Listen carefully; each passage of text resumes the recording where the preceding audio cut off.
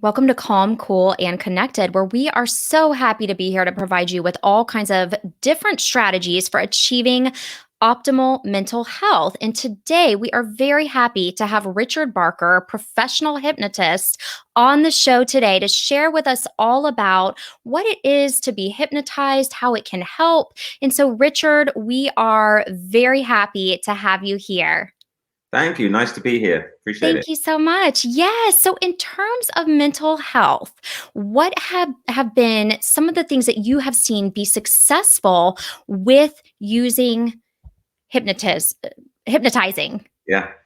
Um, a lot of people, the old saying, stuck inside your own head, or you have your own sort of self-talk, and a lot of people actually sort of have self-limiting beliefs. So hypnosis is really useful and helpful to sort of remove those limiting beliefs that maybe you inherited as a child, or maybe that's the way you were taught, and it can unlock and remove and reduce the stress and the anxieties that you might be feeling in a day-to-day situation. Absolutely, Richard. That's a great explanation. So I always think about entering into the flow state Yeah. when you engage in, I mean, for me, it's creative outlets. You lose track of space and time. So, how does that compare with utilizing your services?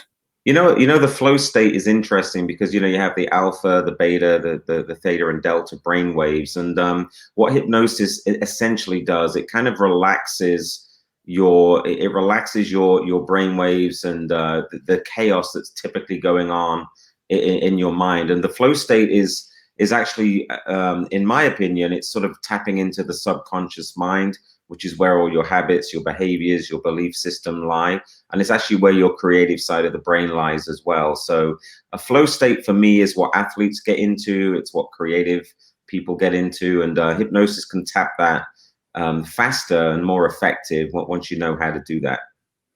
So, Richard, tell us what would a typical session with you look like? What would it entail, and what kinds of issues would somebody maybe be presenting with to utilize hypnosis? Yeah. I just get all kinds of different sort of different reasons why hypnosis would be effective. So I used to work with a lot of athletes, and there's a couple of athletes right now that are right on top of their game. One or two are in the Super Bowl coming up, as we record this. There's a few that are in basketball arenas.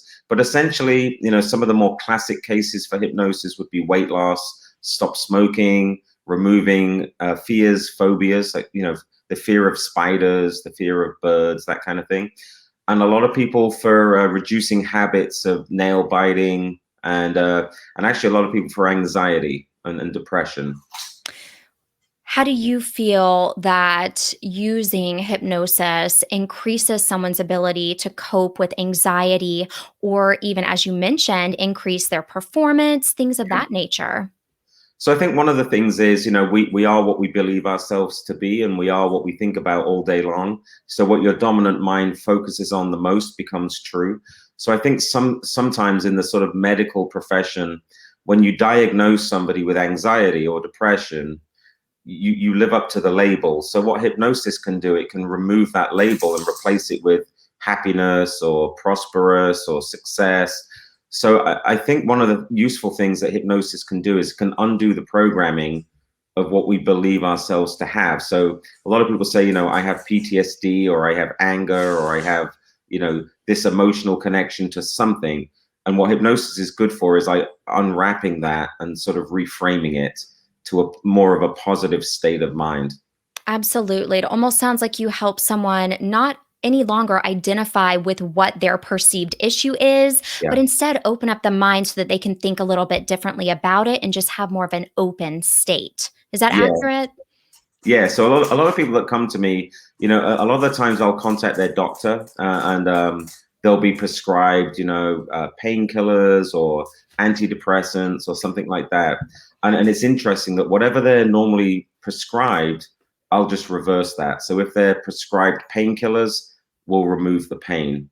Or if they're prescribed, depressants, will remove the depression. So it's the opposite of whatever they feel that they have. So it's interesting that when somebody first sort of like taps into hypnosis, usually we'll ask them, you know, what is it that you have, or what is your condition, or what is it you're coming to see us for? And it's always, you know, I've had this fear of elevators, or a fear of confined spaces, and whatever that might be, we undo it. So we're almost writing our script based on what they're prescribed, if that makes sense. We're doing the opposite. Absolutely. Yeah.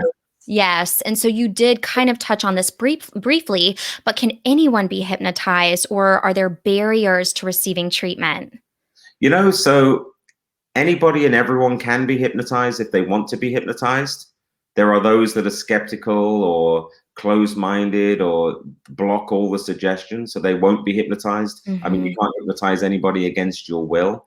But over the years, I've noticed about 80% can and will be hypnotized. There's about 20% that cannot. And usually it comes down to willingness to be receptive and open, or they just cannot follow suggestions or instructions. So that's that 20%. So it's about an 80%. Interesting. So this is just very fascinating for me to hear you discuss it. So would you say that somebody who is more open to receiving hypnosis has a higher level of being benefited by such?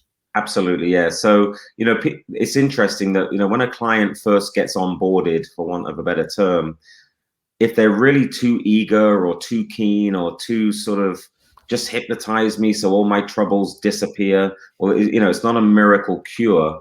So usually they are not a candidate. It's a little bit like laser eye surgery. Just fix my eyes. You know, it's 80% of the time it can be fixed, and there's that 20% that cannot. So I found that if they start asking questions about, you know, I don't believe this to be true, is there a refund if this does not work? Typically, they're not going to be a client, if that makes sense. Absolutely. It makes perfect sense. As a traditional talk therapist myself, there Yeah, has to be a buy in factor. People have to be open to yeah. receiving treatment and invested in it. So, Richard, where could somebody find and utilize your services as the incredible hypnotist?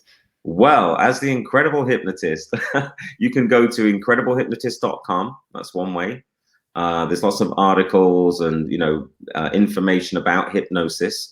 So incrediblehypnotist.com, or there's the number on the screen, would be the best way to get in touch. And then we'd take care of you from there. And it's interesting that we don't actually just accept anybody. You know, it's like you just said, you know, as a therapist, not everybody's suitable for this. And so there is a sort of a screening process, because we don't want to potentially take clients that aren't suitable for hypnosis. It's not for everybody. So therefore we can sort of discriminate with who we believe that is going to have a more successful result than others. I think that that's wonderful. And so there is that assessment process that has Yeah. to be done where people have to be the right fit for you. Have you had any previous experiences just in the field that have been really fascinating, interesting stage performance, if you will? Yeah. I learned hypnosis as a police officer, and I was on one of the first cold case units actually in the world. And so I learned hypnosis forensically, where we would have people, victims and suspects, remember crimes from the 70s in detail Wow. that they couldn't ordinarily remember in the waking state. So through a process of hypnosis and neurolinguistics, they would remember stuff that they can't ordinarily. So that's fascinating.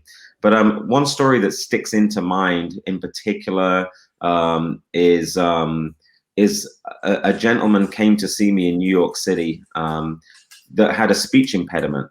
Hmm. I mean, a really bad stammer and a stutter. Now, typically, as an adult, that's very rare. You don't find many people stammering and stuttering.